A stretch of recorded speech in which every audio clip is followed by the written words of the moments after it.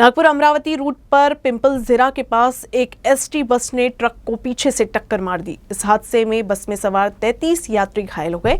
घायल यात्रियों को तत्काल जिला सामान्य अस्पताल भर्ती कराया गया। मिली जानकारी के अनुसार नागपुर से अकोट जा रही एसटी बस विहीर और सावरदी के बीच सामने ट्रक से टकरा गई।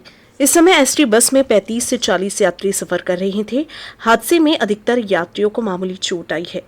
घटना के बाद क्षेत्र के नागरिक दुर्घटना स्थल पर पहुंचे। हादसे की जानकारी नांदगांव पेठ पुलिस को मिलते ही पुलिस टीम तुरंत मौके पर पहुंची और सभी घायलों को जिला सामान्य अस्पताल भर्ती कराया गया।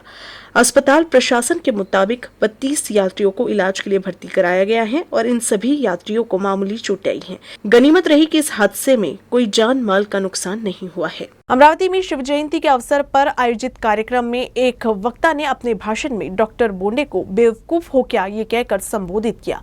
इस वजह से कार्यक्रम में हंगामा खड़ा हो गया। इस हंगामे का वीडियो सोशल मीडिया पर वायरल हो रहा है। 19 फरवरी शिव जयंती की पूर्व संध्या पर अमरावती में सार्वजनिक शिव जयंती समिति द्वारा विशेष व्याख्यान का आयोजन किया गया। इस मौके पर मुख्य वक्ता के रूप भाजपा नेता और सांसद डॉक्टर अनिल बोंडे तुषार उन्हाले मौजूद रहे। इस दौरान तुषार ने कहा कि कैसे शिवाजी महाराज की छवि को मुस्लिम विरोधी दिखाने की कोशिश की गई है। इस बीच भारतीय जनता पार्टी के राज्यसभा सांसद डॉक्टर अनिल बोंडे ने बीच में आकर कहा कि इसे बंद कर दो।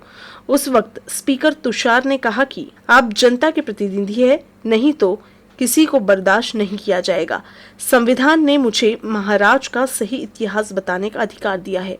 सुनने वाले न आए तो चुपचाप चले जाए। ये घटना चल रही थी कि बीजेपी सांसद डॉक्टर अनिल बोंडे उठकर मंच के पास पहुंचे। इसी वक्त कार्यक्रम में कुछ हंगामा मच गया।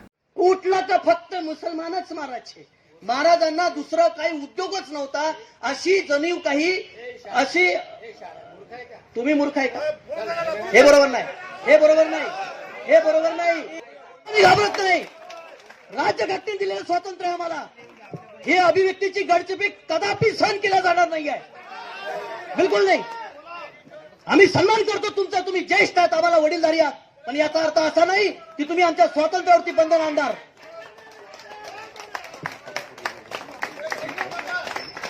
जे आहे माझे विचार आहे, मला अभिव्यक्ती स्वातंत्र्य आहे। ज्यांना ऐकायचं त्यांनी ऐकायचं, ज्यांना नाही ऐकायचं त्यांनी नाही पटत निघून जायचं, मला काय हरकत नाही।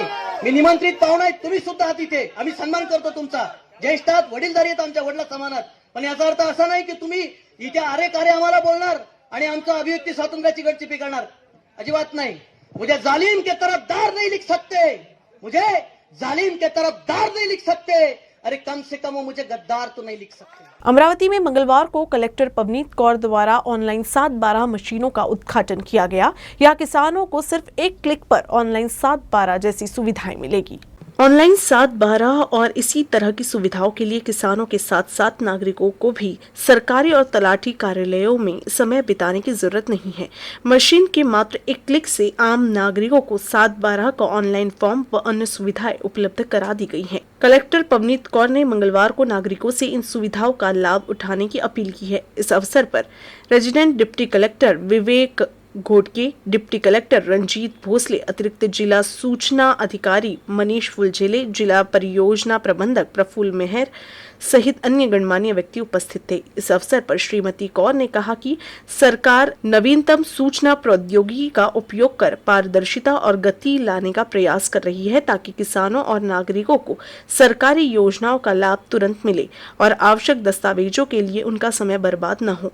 इसके माध्यम से 7/12 मशीनें शासकीय कार्य में शीघ्रता, वस्तुनिष्ठता और पारदर्शिता लाने में सहायता होगी। उन्होंने कहा कि इसमें पुरानी 7/12 ग्राम नमूना, पेरे पत्रक, पंजीयन, पुराना संशोधन और ऑनलाइन 7/12 सुविधाएं उपलब्ध कराई गई है।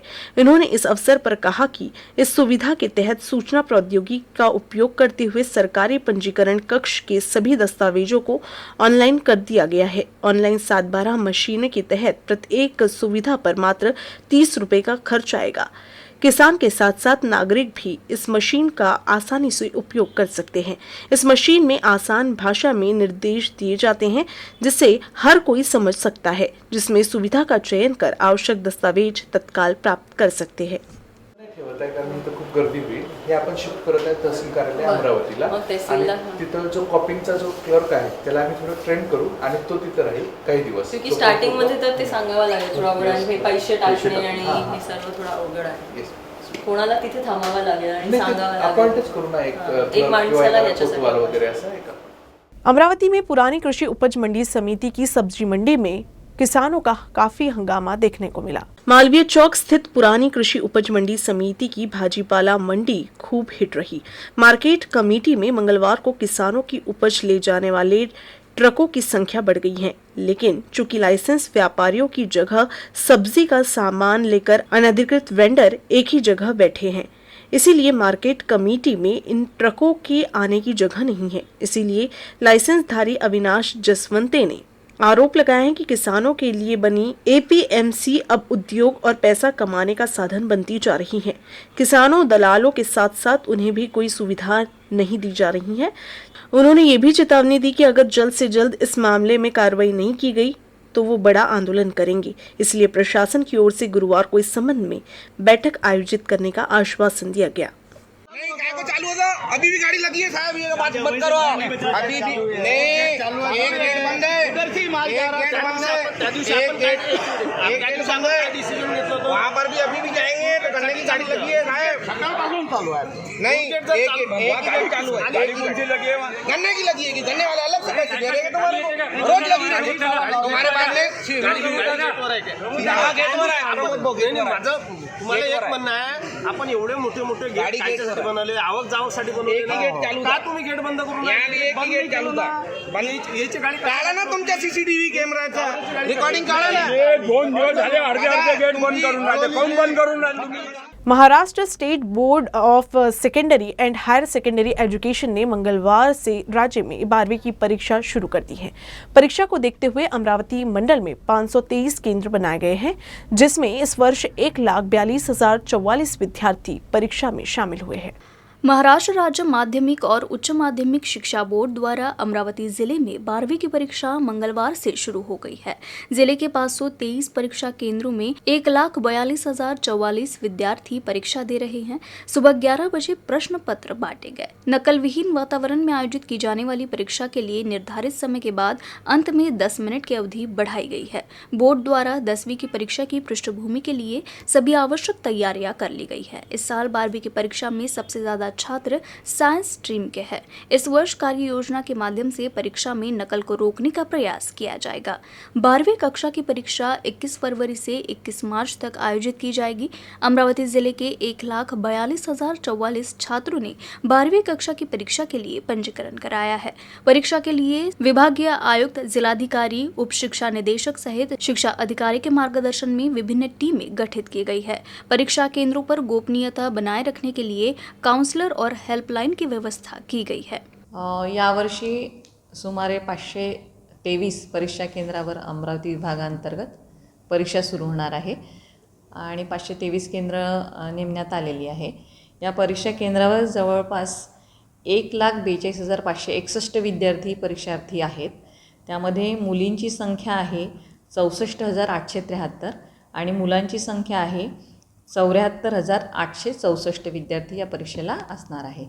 या परीक्षेनिमित्त मी एकच सांगू इच्छिते की विद्यार्थ्यांना माझं मुख्यतः आव्हान आहे की कुठल्याही गैरप्रकाराचा अवलंब न करता भयमुक्त वातावरणात आणि कॉपीमुक्त वातावरणात परीक्षा द्यावी, जेणेकरून कुठल्याही गैरप्रकाराअंतर्गत विद्यार्थीची कॉपी केस होणार नाही आणि त्यामुळे त्याला पुढच्या प्रक्रियेला सामोरं जाण्याची वेळ येऊ नये।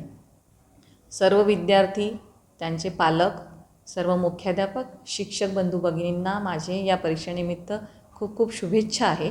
समाज माध्यमांनी, सर्व पालकांनी, विद्यार्थ्यांनी सहकार्य करावं अशी माझी अपेक्षा आहे। बिल को लेकर हुए विवाद के दौरान अज्ञात हमलावरों ने पंचवटी के एक बार में तोड़फोड़ की। इस मामले में पुलिस ने एक व्यक्ति को गिरफ्तार किया है। अमरावती के पंचवटी चौक स्थित एक होटल पर अज्ञात आरोपियों द्वारा हमले की घटना हुई है। यह घटना सोमवार की रात को हुई। बताया जा रहा है कि यह घटना शराब के बिल के भुगतान को लेकर हुए विवाद के चलते हुई है। 5 से 7 अज्ञात लोगों ने होटल का शीशा तोड़ दिया और घटना की जानकारी मिलने पर गाड़गीनगर पुलिस मौके पर पहुंची। बताया जा रहा है कि एक बदमाश को पुलिस ने गिरफ्तार कर लिया है। अमरावती शहर के नवाथी चौक पर निर्माणाधीन मल्टीप्लेक्स के खिलाफ सोमवार को अमरावती शहर सुरक्षा नागरिक कृति समिति ने नगर निगम के सामने जोरदार धरना दिया। आक्रोशित लोगों ने नगर निगम मुख्यालय के सामने प्रशासन के खिलाफ प्रदर्शन किया।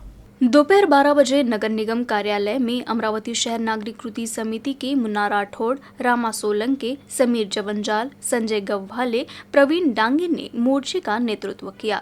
इस दौरान नगर निगम के मुख्य गेट के सामने भारी पुलिस बल तैनात रहा। इस बीच आंदोलनकारियों ने आयुक्त से निवेदन देने के लिए अंदर जाने का अनुरोध किया, लेकिन पुलिस ने आंदोलनकारियों को प्रवेश नहीं करने दिया, जिसके बाद आंदोलनकारी मुख्य कार्यालय के सामने बैठ गए। जिसके बाद नगर पालिका के मुख्य गेट के सामने 500 और 20 रुपए के नोट उड़ाए गए। इस बीच वाहनों को नगर पालिका से बाहर जाने के लिए लोहे का गेट खोलते ही प्रदर्शनकारी नगर पालिका में घुस गए। इस दौरान पुलिस और प्रदर्शनकारियों के बीच धक्का मुक्की भी हुई। इस दौरान नगर आयुक्त हटाओ, अमरावती बचाओ, गली गली में शोर है, आज टिकट चोर है जैसे नारे प्रदर्शनकारियों ने लगाए। आंदोलनकारियों ने नगर आयुक्त के सभागार में जाने का प्रयास किया, लेकिन कड़ी सुरक्षा के कारण प्रदर्शनकारी बरामदे में ही रुके रहे।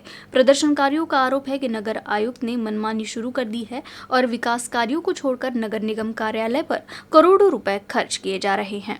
तुम्हाला माहीत आहे की 2022 मध्ये 6 मार्चला नगरसेवकांचा कार्यकाळ संपलं आणि कार्यकाळ संपल्यानंतर सन्माननीय आयुक्तांना सर्व अधिकार दिले, पण काय अधिकार दिले हे अद्याप गुलदस्त्यात आहे। काय अधिकार दिले, परंतु जेव्हापासून इथे म्हणजे जनरल बॉडी नसल्यानंतर यांनी काय केलं की म्हणजे स्वतःच्या निर्णयाने यांनी हाऊस टॅक्स डबल टिबल केलं। त्यानंतर घराचं मोजमाप सुरू केलं। हाऊस टॅक्समध्ये त्यांनी काय केलं, आम्ही वारंवार आंदोलन केल्यानंतर माननीय पालकमंत्र्यांनी त्यांना स्थगिती दिली। ते म्हणतात माझ्या स्थगितीचा आदेश माझ्यापर्यंत पोहोचलाच नाही। त्याबाबत आम्ही 2-3दा निवेदन दिलं तरी त्याचं उत्तर मिळालं नाही। त्यानंतर त्यांनी नवातीचे जे मल्टीप्लेक्स आहे ती 150 कोटीची जमीन आहे, मागच्या आयुक्तांनी लेखी स्वरूपात सन्माननीय न्यायालयाला लेखी दिलेलं आहे, ते त्यांनी 12 कोटीमध्ये विकायला काढलं। 100 कोटीची जमीन लिहून दिली होती। त्यानंतर त्यांनी स्वतःचं म्हणजे इकडे लोकांकडे डिझेल भरायला पैसे नाही आहे, इकडे साफसफाईचे ठेक्याचे बिल नाही दिले 5 महिन्यापासून। इथं गाड्यामध्ये डिझेल भरायला पैसे नाही आहे। आतापर्यंतचे आपल्या अमरावती महानगरपालिकेला कित्येक IAS आयुक्त मिळाले, पण या IAS आयुक्त साहेबांसारखा आजपर्यंत एकही अधिकारी मिळाला नाही। मागच्या 1 वर्षापासून यांना प्रशासकीय जी सेवा हे काम करत आहे तेव्हापासून मल्टीप्लेक्सचा मुद्दा असो, 100 कोटीची जागा 12 कोटीला विकण्याचा यांचा घाट आहे। इकडे साफसफाईच्या ठेक्यामध्ये जो सध्या प्रभाग वाईज जो ठेका चालू आहे त्याला झोनच्या ठेक्यामध्ये देण्याचा त्यांचा प्रस्ताव आहे।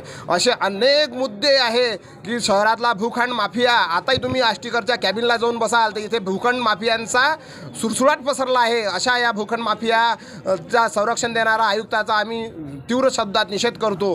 एक डाकू डरता है, एक डाकू डरता है। चांदूर बाजार तहसील में शिरसगांव कस्बा में ब्राह्मणवाड़ा मार्ग पर भालू सहित जंगली जानवरों की संख्या में वृद्धि हुई है। इस बीच इस सड़क पर एक भालू दिखाई दिया, जिससे लोगों में भय का माहौल है। वन विभाग द्वारा लोगों से सावधान रहने का आग्रह किया गया है। अमरावती जिले के चांदूर बाजार तहसील में शिरसगांव कस्बे में ब्राह्मणवाड़ा रोड पर सोमवार की रात भालू दिखाई दिया। रात करीब 10 बजे सड़क से गुजरते समय कुछ नागरिकों की नजर भालू पर पड़ी, जिससे लोगों में भय का वातावरण बना रहा। शिरसगांव कस्बे से ब्राह्मणवाड़ा मार्ग व्यस्त रहता है और रात 10 बजे के बाद इस सड़क पर यातायात कुछ हद तक कम हो जाता है। अधिकांश भालू पानी की तलाश में मुख्य सड़क पर आ जाते हैं, इसलिए इस क्षेत्र में खेतों में काम करने जा रहे किसानों और नागरिकों से सतर्क रहने का अनुरोध किया गया है।